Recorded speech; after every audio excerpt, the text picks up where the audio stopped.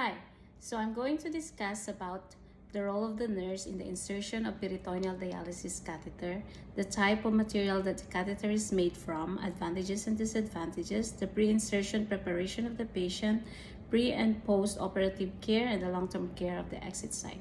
So there are different types of peritoneal dialysis like CAPD, TPD, APD, CCPD. And in this video, I'm going to choose CAPD, which stands for Continuous Ambulatory Peritoneal Dialysis. CAPD are suited for patients with average or low peritoneal membrane permeability. It is also for patients who prefer home-based therapy and those who wish to travel. CAPD does not need the use of a machine because you do the exchanges during the day by hand in any clean, well-lit place. Each exchanges takes about 30 to 40 minutes, and during an exchange, the patient can talk, can read, and can watch television. With CAPD, the solution stays in your belly for 4 to 6 hours. It is called dwell time. And usually you change the solution at least 4 times a day and sleep with the solution in your belly at night. The patient in this modality is independent and can perform dialysis without the help from medical staff. So the advantages of CAPD, as I just mentioned, one is uninterrupted sleep because you do not have to wake up at night. It improves patient employment opportunities, good control of blood pressure, marked improvement of anemia, and unrestricted diet. The disadvantages, the risk of peritonitis, hypoproteinuria, and hypertriglyceridemia, surgical or mechanical catheter related, treatment failures such as dialysate leaks, hernias, interstitial obstruction, encapsulating sclerotic peritonitis. PD catheter come in different lengths, shapes like straight, pigtail, curled, and swan neck, and numbers of Dacron cups. Dacron cups are for optimal ingrowth and fixation.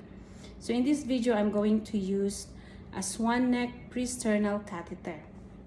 So when you have a kidney failure and will undergo peritoneal dialysis, you may wonder if you can still prefer a bath. If you are obese or have an ostomy, you may also wonder if this will work for you. Pre-sternal catheter may make PD work for you, and that is the reason why my patient is choosing this type of catheter. Swan neck pre-sternal catheter is composed of 2 silicone rubber tubes which are cut to an appropriate length and connected to the end of the time of implantation. The great flexibility permitted by cutting the upper portion to length in the operating room means that the catheter exit site can actually be tailored to come out anywhere on the upper abdomen or lower chest as the patient and surgeon determines to be the best. A catheter exit site on the chest has the advantage of minimal wall movement, decreasing chances of trauma and contamination due to the piston-like movement of the superficial cuff in the abdominal wall. The great flexibility permitted by cutting the upper portion to length in the operating room means that the catheter exit site can actually be tailored to come out anywhere on the upper abdomen or lower chest.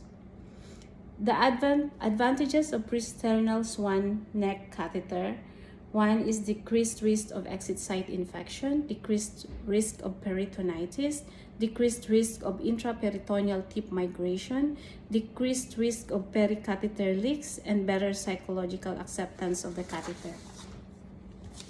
Disadvantages of the pre-sternal catheter are minimal compared with abdominal catheters. Dialysis solution flow is slightly slower because of the increased catheter length.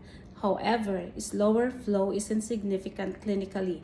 There is a possibility of catheter disconnection in the channel, but this complication is extremely rare in adults and easily corrected.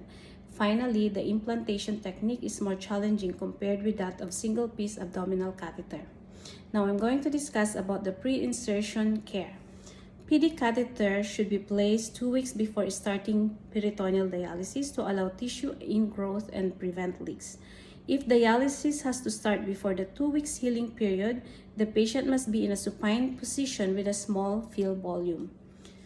So, number 1 care. Nurse's role would be to assess the patients for hernias, and plan should be in place for repair during PD catheter insertion. Exit sites should be accessible to patients for exit site care.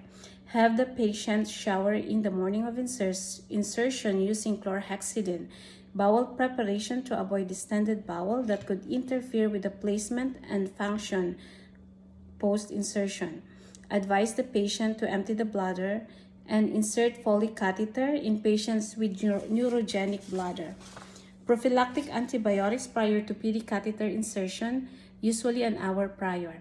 And monitor the laboratory values and holding blood thinners prior to procedures as per hospital policy. Post-operative care of the patient. Catheter should be immobilized at all times to prevent trauma.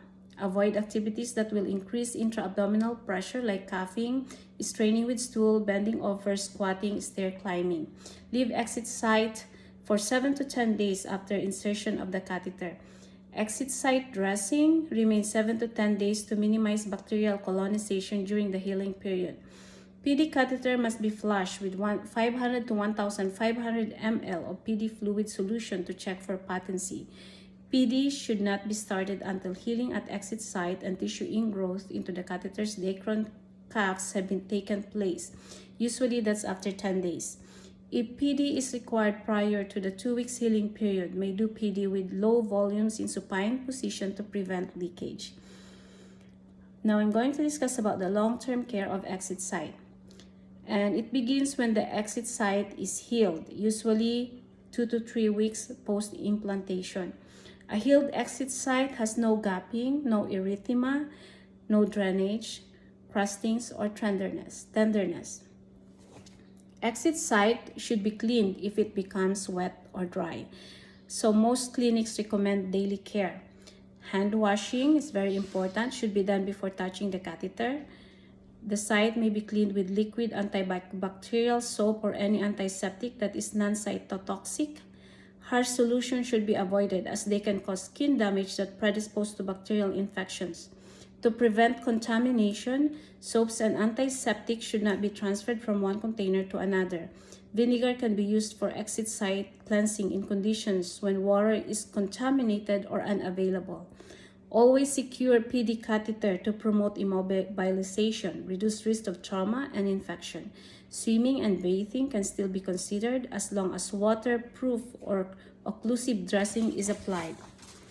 Patients are discouraged to immerse exit site in water without a waterproof dressing, hot tubs, or activities such as diving because of the tension on the catheter. So, my patient was satisfied with continuous ambulatory peritoneal dialysis because it encourages self-care and independence and frees him from hospital-based treatment. On top of that, he can travel if he wants to, and with a swan neck pre-sternal catheter, he can continue to enjoy his bath, and quality of life is good because he has a better psychological acceptance of the exit site. Thank you.